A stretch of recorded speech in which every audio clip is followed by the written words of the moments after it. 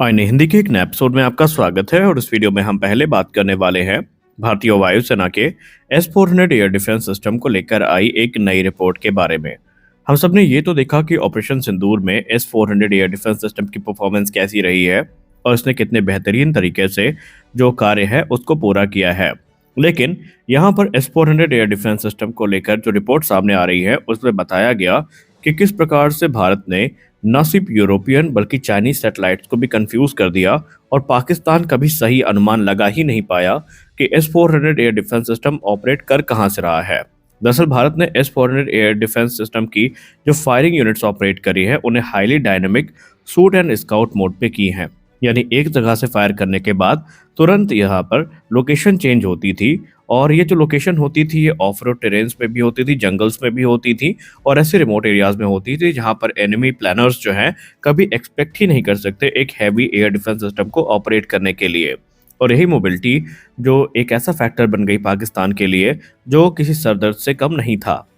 हमारी अगली बड़ी अपडेट भारतीय नौसेना के सबमरीन प्रोग्राम को लेकर आ रही है। हाल ही में एक डेटा सामने आया है जहां पर यह बताया जा रहा है कि जिस रफ्तार से भारतीय नौसेना में जो न्यूक्लियर पावर्ड सबमरीन है ये इंडक्ट की जा रही है 2040 तक, किस प्रकार से भारतीय नौसेना ब्रिटेन और फ्रांस को पीछे करके चौथे नंबर की लार्जेस्ट न्यूक्लियर सबमरीन फ्लीट बन जाएगी। आइए इस पे हम चर्चा करते हैं।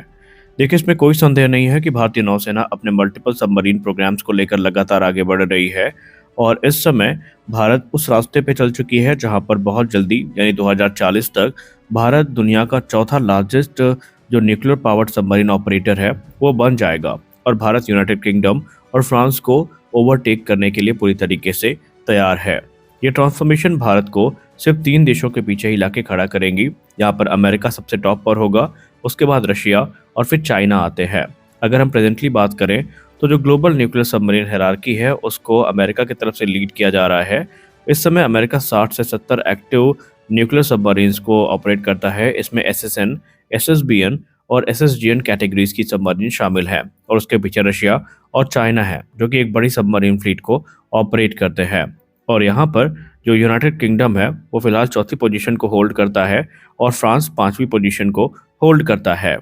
हालांकि आने वाले 1 दशक के अंतर्गत ये जो पूरा का पूरा बैलेंस है ये चेंज होने वाला है और क्योंकि भारत यहाँ पर अपने सबमरीन प्रोग्राम्स को जिस प्रकार से एग्जीक्यूट कर रहा है, भारत नेवल हिस्ट्री में एक बहुत बड़े रेवोल्यूशन को लेकर आ रहा है। इन्फॉर्मेशन की बात करें जो अभी तक सामने आई है इंडियन नेवी से, तो इंडियन नेवी 2030 के मध्य तक फ्रांस को ओवरटेक कर लेगी और यूनाइटेड किंगडम को पिछड़ा करके चौथा स्थान 2040 तक प्राप्त कर लेगी। और ये ऐसे ही नहीं हवा में बात नहीं हो रही है। दरअसल भारत इस समय अपना indigenous nuclear submarine construction programme जिस रफ्तार से आगे बढ़ा रहा है, फिर चाहे उसमें अरिहंत क्लास की SSBNs हो या फिर नेक्स्ट जनरेशन की S5 क्लास की SSBNs हो या फिर upcoming project 77 nuclear attack submarine programme हो, ये सब मिल करके इस कारनामे को करेंगे। हमारी अगली बड़ी अपडेट आ रही है भारत फौज को लेकर के। भारत फौज लिमिटेड की जो एरोस्पेस डिवीजन है उन्होंने एक सिग्निफिकेंट माइलस्टोन को अचीव किया है जहां पर भारत का जो डिफेंस मॉडर्नाइजेशन जर्नी है इसमें उन्होंने तकरीबन 300 करोड़ रुपए का जो इमरजेंसी प्रोक्योरमेंट ऑर्डर है इसको प्राप्त किया है। ये कॉन्ट्रैक्ट मुख्यतः भारतीय थल सेना और भारतीय नौसेना की तरफ से दिए गए हैं, जहां पर अलग अलग रेंज के जो इंडिजिनस अनमैन सिस्टम है जिसमें इंटेलिजेंस, सर्वेलेंस और रिकॉनेसेंस प्लेटफॉर्म के साथ साथ जो लोइटरिंग म्यूनिशंस हैं ये भी शामिल हैं। जो कॉन्ट्रैक्टेड प्लेटफॉर्म है इनको क्रमशः नाम दिया गया है ओमेगा 1, ओमेगा 9, बेनट और क्लेवर और ये भारत की जो अर्जेंट ऑपरेशनल रिक्वायरमेंट्स हैं उनको पूरा करने के उद्देश्य से ही विकसित किए गए हैं और इनके ऑर्डर भारतीय सेना की तरफ से फिलहाल भारत फौज को मिल चुके हैं। अगर आप सब ने 15 जनवरी की जो आर्मी डे परेड है उसको देखा था तो आप सब ने ओमेगा 1 को देखा था जो कि BMP-2 इन्फेंट्री फाइटिंग व्हीकल में माउंट किया गया था। और बेसिकली आपको बता दें कि इस प्रकार के भविष्य में और भी बड़े ऑर्डर्स मिलने वाले हैं। हमारी अगली बड़ी अपडेट आ रही है रक्षा मंत्री श्री राजनाथ सिंह जी के एक बयान को लेकर के। रक्षा मंत्री राजनाथ सिंह जी ने ऑपरेशन सिंदूर को लेकर एक बार फिर से बड़ा बयान दिया है जहां पर उन्होंने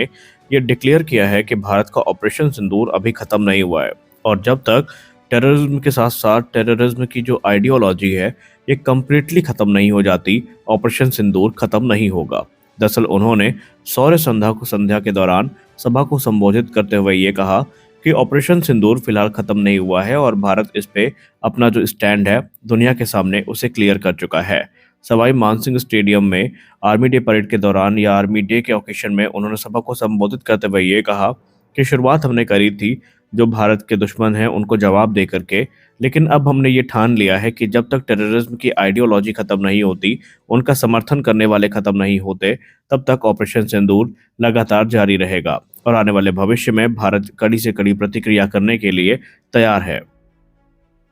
हमारी अगली बड़ी अपडेट आ रही है भारतीय नौसेना से। भारतीय नौसेना भी अब भारतीय वायुसेना की तरह लॉन्ग रेंज की जो एयर लॉन्च क्रूज मिसाइल या air launch anti ballistic missile weapon system है, इनको एक्सप्लोर कर रही है। और इसी बीच एक नई रिपोर्ट सामने आई है जहां पर बताया जा रहा है कि भारतीय नौसेना इस समय एक बड़ी तैयारी में है और वो ऐसे रास्तों को एक्सप्लोर कर रही है जिनके अंतर्गत एक लॉन्ग रेंज की एयर लॉन्च बैलिस्टिक मिसाइल जो है, ये एंटी शिप बैलिस्टिक मिसाइल जो है, जो कि तकरीबन 1000 किलोमीटर दूर जाकर टारगेट को हिट करने की क्षमता रखती हो, इसको इंडक्ट करने की कोशिश कर रही है भारतीय नौसेना। और इसमें जाहिर सी बात है कि डीआरडीओ की भूमिका काफ़ी महत्वपूर्ण होने वाली है। दरअसल अभी इसको लेकर भारतीय नौसेना ने अपना जो अभी इंटरेस्ट है उसको व्यक्त किया है और इसके पीछे का उद्देश्य यही है कि जो भारतीय नौसेना की कैरियर कैपेबल फाइटर एयरक्राफ्ट की फ्लीट है उसकी रीच को बढ़ाया जाए और लॉन्ग डिस्टेंस से ही एनिमी के जो मेन शिप्स है उनको सिंक किया जा सके। हालांकि अभी ये प्रोग्राम सिर्फ अंडर डिस्कशन है और इसको लेकर आगे रिपोर्ट्स क्या आती हैं उसका हमें इंतजार है। एक और चीज़ जो अभी इस पूरे के पूरे सिस्टम को लेकर सामने आई है वो ये है कि ये जो वेपन सिस्टम एक्सप्लोर किया जा रहा है ये अप्रॉक्सीमेटली मैक 5 की स्पीड को एक्सीड करेगा। यानी इनडायरेक्टली हम ये कह सकते हैं कि यहाँ पर एक ऐसे हाइपरसोनिक वेपन को कंसीडर किया जा रहा है जो कि 1000 किलोमीटर की रेंज वाला होगा। और अभी इसको लेकर जो पूरा खाका है वो तैयार किया जाएगा और उसके बाद इसमें जो अप्रूवल है उसके लिए भारतीय नौसेना पहुंचेगी मिनिस्ट्री ऑफ डिफेंस के सामने। तो देखते हैं कि आगे चल के इसमें हमें क्या रिपोर्ट मिलती है। खैर इससे मिलता जुलता प्रोग्राम भारतीय वायुसेना का भी है और डीआरडीओ ने तो इस प्रोग्राम को ऑफिशियली रिकॉग्नाइज भी कर लिया है, एक्नॉलेज कर लिया है, जहां पर उन्होंने कहा है कि तकरीबन 1500 किलोमीटर तक मारक क्षमता वाली वो एयर लॉन्च हाइपरसोनिक मिसाइल पर काम कर रहे हैं। तो संभावनाएं ये भी हो सकती है कि शायद उसी मिसाइल का जो नेवल वेरिएंट है वो हमें देखने को मिल जाए जो भारतीय नौसेना के भविष्य में राफेल और जो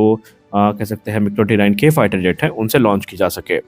हमारी अगली बड़ी अपडेट आ रही है पेंटागन ऑफिशियल के एक वक्तव्य को लेकर, जहां पर पेंटागन ऑफिशियल ने एक बार फाइनली अब फिर से ये चीज़ एक्नॉलेज करवा दी है कि F-35 की एंट्री भारत के 5th generation fighter aircraft procurement programme में हो सकती है। रिपोर्ट्स में उन्होंने बताया कि अमेरिका इस समय हर उस एक्टिव अपॉर्चुनिटी को तलाश कर रहा है जिसके अंतर्गत भारत को F-35 हैंडओवर किए जा सकें। और यहाँ पर वो अब ये कहते नजर आए हैं कि हम सिर्फ प्लेटफॉर्म ऑफर नहीं कर रहे हैं बल्कि हम भारत को जितना एक्सेस पॉसिबल हो सकता है सभी कुछ भारत को मुहैया करवाएंगे। हालांकि इसको लेकर मिक्स्ड प्रतिक्रियाएं आ रही हैं और लोगों का कहना है कि आखिरकार अगर इतना ही भारत से प्रेम था तो फिर डोनाल्ड ट्रंप की जो हरकतें हैं और जो प्रो पाकिस्तानी स्टैंस रहा है उसको वो कैसे जस्टिफाई करेंगे। हालांकि पेंटागन ऑफिशियल ने खुद भी इस चीज़ को एक्नॉलेज किया है कि F-35 से ज़्यादा प्राथमिकता भारत की हमेशा SU-57 रहेगी, लेकिन फिर भी वो अभी प्रयासरत है। आपको क्या लगता है भारत को F-35 की तरफ जाना चाहिए या नहीं?